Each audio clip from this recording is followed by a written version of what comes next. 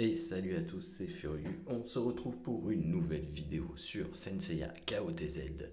Donc vidéo qui va avoir pour but de faire taire les rumeurs qui circulent que j'ai vues sur le live de Pix en rediffusion parce que je ne suis pas chez moi.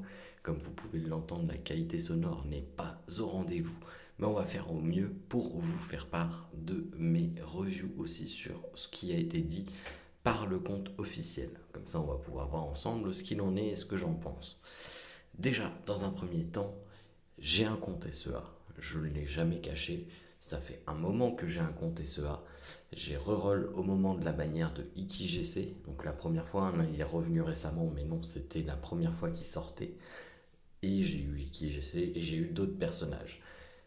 Est-ce que je vais repartir sur la SEA? Ceci n'est pas exclu. J'attends de voir, mais concrètement, les réponses de Saori et les réponses qu'ils ont faites ne me satisfont pas.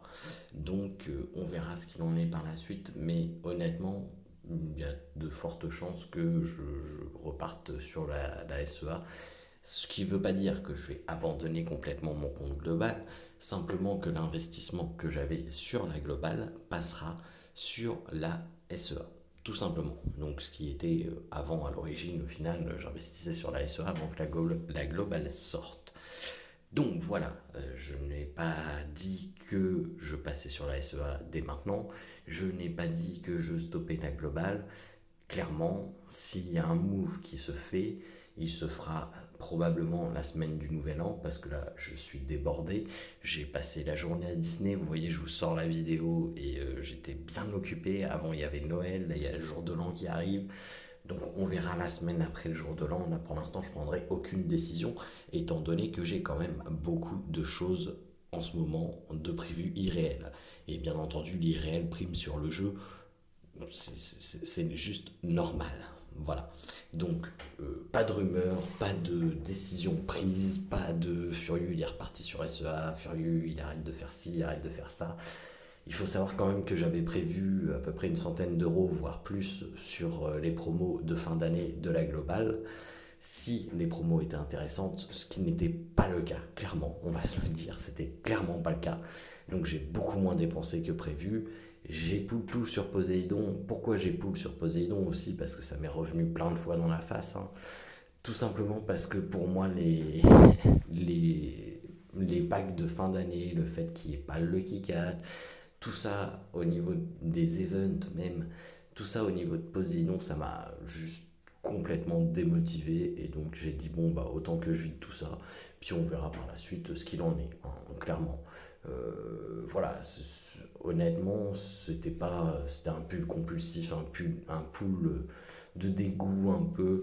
C'était pas du tout ce que j'avais l'intention de faire. Maintenant, voilà, moi j'ai réagi comme ça, certains réagiront d'autres façons. N'empêche que au niveau de Tencent, ils pouvaient se foutre plus de 100 euros dans les poches. Ils ne se sont même pas foutus la moitié. Voilà, donc chacun son truc. Moi, voilà, c'est clairement, j'ai pas investi ce que je voulais investir pour la fin d'année. Donc, voilà. Et honnêtement, alors, maintenant, on va reparler vite fait. La note du 1 sur Google Play, moi, je le trouve justifié tant qu'ils ne feront pas des mises à jour ou etc. là-dessus. Par contre, ce qui est arrêter de cash shop, faire un arrêt du cash shop total, c'est nul, ça n'aura aucune incidence. Tout simplement parce que déjà, il n'y a pas que la communauté francophone sur Sensei Awakening.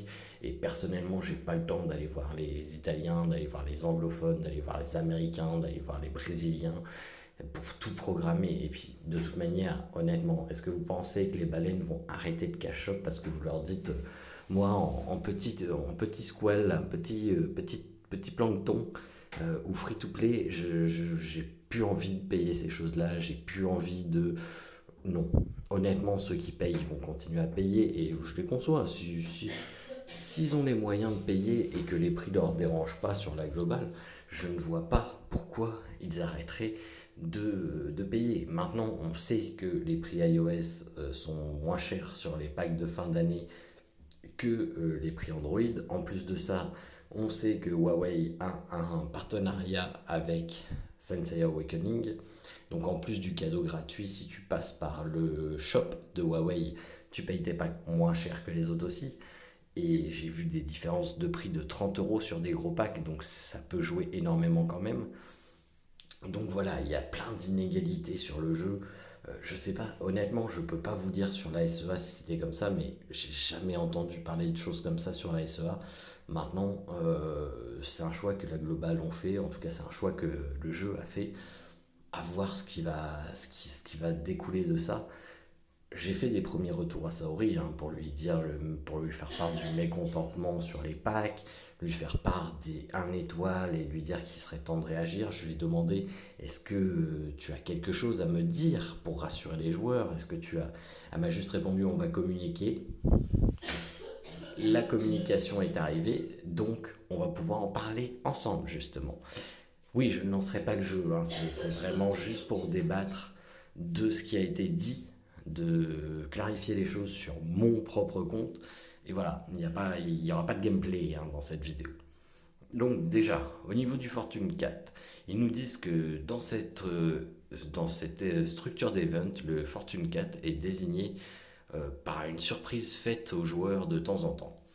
La date spécifique de cet event est basée sur un tas de planning des différentes versions. En octobre et en novembre, les effets et les feedbacks qu'ils ont eus du Fortune 4 n'ont pas atteint leurs attentes. Donc en décembre, ils ont décidé de faire une pause du Fortune 4 et de commencer à changer la forme des rewards, donc ce qui est des events, etc., donnés aux joueurs par des extra theme send fragments, donc ça veut dire des shards de perso en plus, et des ressources. Ils n'ont pas encore. Ils ont considéré l'enthousiasme pour le Fortune 4 et ils ont décidé de le mettre à partir d'une date fixe, à partir du mois de janvier. La date spécifique sera annoncée le 1er janvier 2020. Au niveau du skin pavillon, ils nous disent que sur la globale, toutes les fonctions et la culture du skin pavillon sont exactement les mêmes que sur la chinoise, sans aucune modification. Avec les autres versions, ils ont aussi mis en place le Skin Activation Stone sur plus d'events et de gameplay reward. Donc tous les joueurs ont une chance de cultiver leur skill adoré. Ce qu'ils ont oublié de dire, c'est que sur la chinoise, il n'y a aucun skill payant. Donc là, ça fait déjà une très très grosse différence. Et sur la SEA, ce n'est pas sorti. Mais sur la chinoise, il faut savoir que les skins sont gratuits. Il n'y a pas de skin payant. Ça, c'est bien important de le préciser. Et ça, ils ne le disent pas. Donc effectivement, c'est complètement le même skin pavillon que sur la chinoise. La seule différence près, c'est que sur la chinoise, vous ne payez pas vos skins. Ici, les skins, ils vaut 20 balles. Donc, ça fait quand même une sacrée différence. Enfin, en tout cas, à mon goût, hein. Donc oui, ils ont peut-être mis des skin activation stone dans des events, notamment les pools, dans des cash play, dans des events de pools de Star Shop, donc le nombre de pools qui vous rapportent des petits éclats stellaires que vous pouvez dépenser. Donc ça va arriver le mois prochain au prix de 400. Mais c'est pas, pour moi, c'est pas suffisant. Enfin, clairement, c'est pas suffisant. Le problème ne se situe pas là en fait.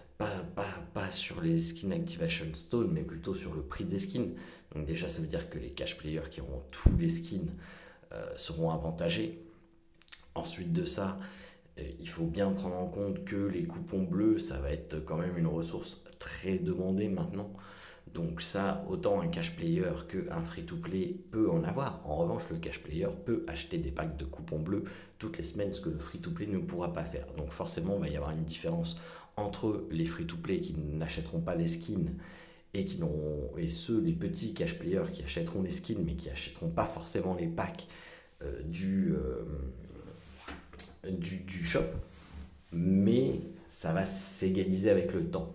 Donc j'ai envie de dire, le skin pavillon, là sur le coup ça fait mal, mais rassurez-vous, sur le temps ça va s'égaliser parce que les skins ils ont un niveau maximum et une fois que ça sera atteint, bah ça sera atteint quoi. Il n'y aura pas. Voilà. Alors après, oui, vous allez me dire, ouais, mais il y a les petits skins aussi en plus, des personnages moins importants, etc. Ouais, peut-être effectivement, mais avec le temps tout va s'égaliser au niveau des skins pavillons. Donc Ouais, c'est chiant parce que ça vous oblige à mettre la main au portefeuille pour acheter le skin du perso fort, mais en dehors de ça, tout va s'égaliser avec le temps. Maintenant, voilà, la différence principale, c'est le fait que vous devez payer votre skin avec des coupons, donc de l'argent réel, pour pouvoir avoir le skin de votre personnage, ce qui n'est pas le cas sur la chinoise. Donc au niveau des iOS exclusive packs, donc ça veut dire les packs exclusifs que les iOS ont eu et que les Android n'ont pas eu. C'est une police requise pour iOS. Et ils devraient fortement communiquer sur cet aspect avec Apple pour une future coopération. Et ils vont faire de leur meilleur pour donner plus de bénéfices aux autres joueurs. Sauf que là, on parle encore de Apple et on parle pas d'Android. Donc ça veut dire que pour l'instant, pour Android, il n'y a rien de fait, quoi.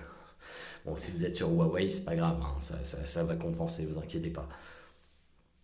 Sur l'ajustement fait sur les events, les events de chaque semaine ne sont pas constamment les mêmes. Et comme nous continuons à faire apparaître de nouveaux events pour l'expérience des joueurs, nous continuons à optimiser la structure et les rewards de chaque event. Pour les Christmas Events, ils ont mis plus de skill top shard et des objets de 8e sens dans les events. Ils ont balancé le nombre de Theme Saint Fragment, donc ça veut dire ils ont enlevé en gros ce qu'ils nous avaient ajouté, deux frags qu'ils nous avaient ajouté, hein, parce que c'était pas non plus 100 frags hein, qu'ils avaient ajouté, hein, clairement, mais ils ont enlevé deux frags pour en laisser qu'un. Et ils ont aussi augmenté le nombre de ressources comme les coupons, la stamina et les skins coupons. Et ils espèrent qu'on soit heureux avec ça. Et ouais, vous nous avez enlevé deux Saint Theme Fragment pour nous rajouter de l'XP, la stamina et des skins coupons. Non, clairement non. Non, on peut pas être content avec ça. Clairement, on peut pas. Surtout quand c'est Poséidon le moment où ils choisissent de faire ça. Donc en gros, encore une fois, là, ce qui me dérange, c'est qu'ils n'ont pas avoué qu'ils ont fait une connerie, tout simplement.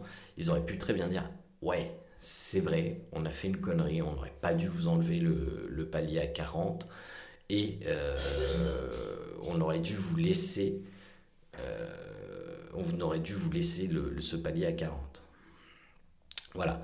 Là, en gros, ils nous disent ah non, non, non, mais écoutez, on vous a enlevé le palier à 40, on vous a enlevé deux fragments de Poséidon par jour, mais on vous a rajouté des Saint XP, de la stamina et des skins coupons. Donc voilà, en gros, ils espèrent qu'on soit content avec ça et ils n'avouent pas leurs défauts. Donc, honnêtement, c'est nul. En gros, ils essayent de justifier pour enlever le palier à 40. Au lieu de dire on a fait une connerie, on va la rectifier par la suite. Ne vous inquiétez pas, on a bien vu que ça vous plaisait pas. Surtout que, comme je dis, encore une fois, c'était deux shards en plus. C'est pas comme sur la SEA où on a des shards à tous les paliers. C'était vraiment deux shards en plus. Donc ils auraient pu faire l'effort de le laisser. Ils auraient pu faire l'effort de le laisser clairement. C'était pas la lune, c'était un bon pas vers nous qu'ils ont choisi de remettre en arrière. Et ça, c'est dommage. Ça, c'est dommage. C'est une des raisons aussi qui me fait chier, qui me fait hésiter à continuer à investir sur la globale. C'est le fait qu'ils ont fait des pas en avant la semaine précédente. D'ailleurs, j'ai été le premier à dire que quand ils font des bonnes choses, il faut leur dire, il ne faut pas juste râler. Sauf que là, ce qu'ils ont fait en avant, ils commencent à refaire les pas en arrière. Donc c'est ridicule, c'est ridicule. Honnêtement, on s'en fout d'avoir des coupons de la stamina et enfin des skins coupons de la stamina et de l'XP. Honnêtement, on en gagne assez, quoi. Normalement, vous en gagnez assez. Vous allez préférer, enfin, je pense que la majorité des joueurs vont préférer gagner ces deux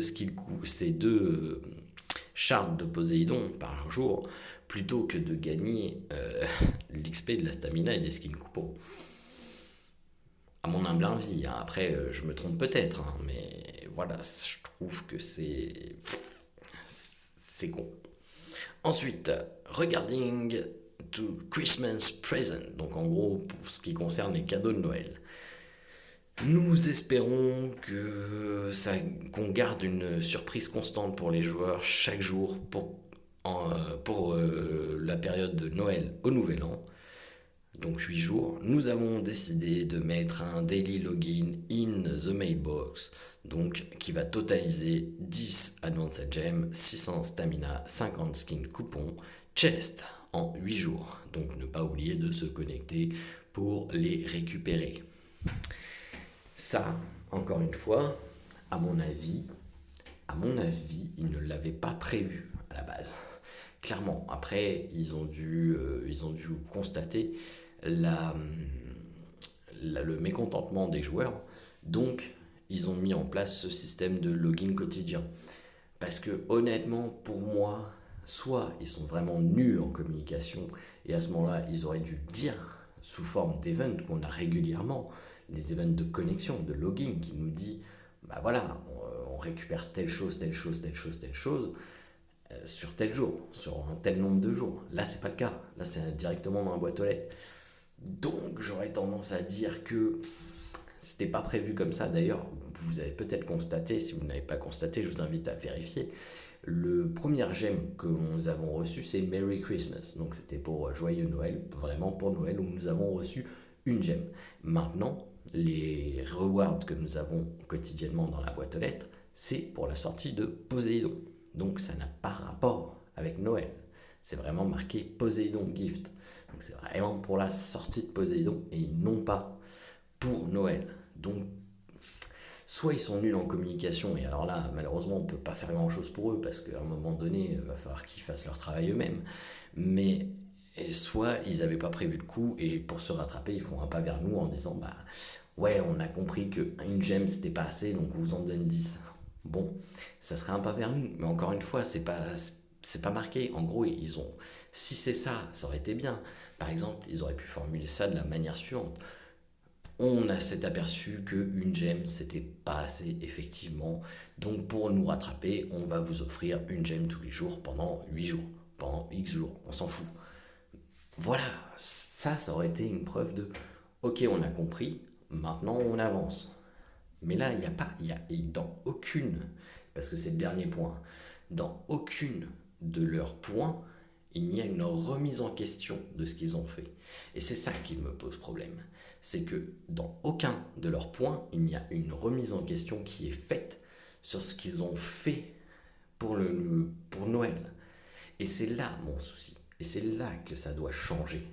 C'est que là, ils ont fait une connerie. Ils ont merdé pour Noël. Et ça m'étonnerait qu'il y en ait un qui se soit connecté le jour de Noël et qui se dit oh, trop bien les cadeaux de Noël, trop bien les events, trop bien les packs. Non, s'il y en a un qui dit ça, bah honnêtement, continue, continue, man, investis. Non, mais honnêtement, voilà. Donc, effectivement, pour moi, faut pas juste râler, il faut proposer des solutions. Il faut savoir que je parle assez régulièrement à Saori quand même, que je remonte certains problèmes, que je lui propose même des solutions. Maintenant, c'est entre leurs mains. Alors, ce qu'on pourrait faire, si ça vous intéresse, et à ce moment-là, je vous invite à le dire dans la partie commentaire en espérant que l'audio ne soit pas trop merdique. Encore une fois, je fais avec les moyens du bord, mais il faut que ça soit mis en place parce que la semaine suivante va être encore très chargée. Je peux proposer de faire une liste de doléances de solutions, attention, de solutions envisageables. Me dites pas, ouais, je voudrais un pack à 100 étoiles pour 20 euros, parce que concrètement, ça n'arrivera pas. Concrètement, ça n'arrivera pas. Voilà. Par contre, bon, on peut faire du mi-chemin. On peut proposer des solutions à mi-chemin. Par exemple, ok, sur la globale, vous nous foutez une charde de Poséidon. Sur la SEA, on en avait, je sais pas moi, 40, 50. C'est facile, il suffit de se connecter sur la SEA et regarder combien de chardes il y a sur une bannière. Et bien à ce moment-là, on peut proposer une alternative. Genre par exemple, pour 10 poules quotidiens, vous avez un shard. Pour 40, vous en avez 2. Pour 300 poules en tout, vous en avez 15. J'en sais rien, moi. C'est des chiffres en l'air. C'est des chiffres en l'air. Mais voilà, proposer une solution qui ne soit pas comme la SEA, parce que ça, ils ne l'accepteront jamais, mais qui soit entre les deux, qui satisfasse un certain nombre de gens. C'est-à-dire que en mettant des pools quotidiens, vous allez toujours récupérer des shards sur les pools quotidiens. Et quand même, il faut faire 40 pools quotidiens pour en récupérer 2, donc c'est pas la fin. Ils vont pas se tuer, ils vont pas se tirer une balle dans le pied pour ça. Et en plus, en mettant un certain nombre de shards sur un palier à 300 par exemple, ça permet d'être sûr que quand tu as dépensé 300 étoiles, tu as le personnage où tu es à rien de l'avoir et tu peux le compléter avec la guilde. Par exemple, c'est une solution. Ensuite, vu que apparemment ils ont du mal, parce que le conseil, honnêtement, c'est une connerie, hein. On est 500 dans le conseil, on se parle même pas, on se connaît même pas. Bref, et mettre un community manager pour la France, pour l'Italie, pour le machin, peu importe pour tous les pays d'Europe et les pays d'Amérique. Il faut savoir que SSA, KOTZ, le plus gros chiffre d'affaires, c'est l'Europe, et de très loin. Donc je pense qu'il pourrait mettre un community manager pour chaque pays d'Europe, qui aura pour but de remonter les informations des joueurs à l'équipe de développement, et l'équipe de développement remonteront les informations au community manager, qui les donnera à la communauté de son pays. Moi, personnellement, je ne veux pas être community manager, mais je connais des gens qui pourraient être très bien dans ce rôle-là et qui pourraient faire en sorte que ça se passe super bien. Il y a plein de choses à travailler, il y a plein de points qu'on pourrait travailler. Si ça vous intéresse, on pourrait regarder ça ensemble, soit pendant un live, soit dans les commentaires, soit en parler sur Discord, peu importe. Moi, j'ai aucun souci à remonter les idées à Saori et après, attendre les réponses qui vont avec. Mais je pense qu'il faudrait travailler là-dessus. Qu'est-ce qui ferait que vous restiez sur la globale? Qu'est-ce qui ferait que vous restiez sur la globale? Moi, c'est simple, j'ai envie de dire des packs promotion inférieurs à 1$ la gemme, déjà, clairement. C'est-à-dire des packs inférieurs au ratio que des packs disponibles tout le temps nous proposent. Des chards en mid entre la SEA et ce qu'on a actuellement sur la globale. Une meilleure communication. Ça, c'est très important pour moi parce qu'ils sont nuls en communication. Et ensuite, une remise en question de ce qu'ils ont fait. Une remise en question, pas se flageller sur la place publique, mais une remise en question en disant ok, on s'est aperçu qu'on a fait une connerie, maintenant on avance, on travaille ensemble et on regarde ce qu'on peut faire.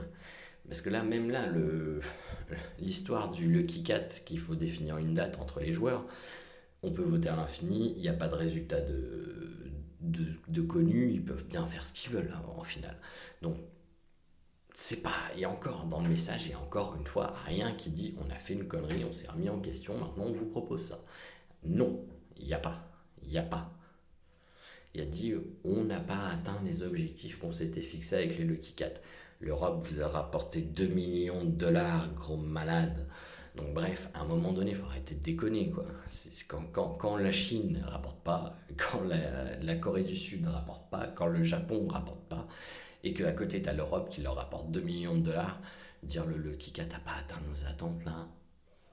Mollo, les gars, parce que là, on a reçu des chiffres, là, et c'est pas... voilà, vous pouvez pas dire ça.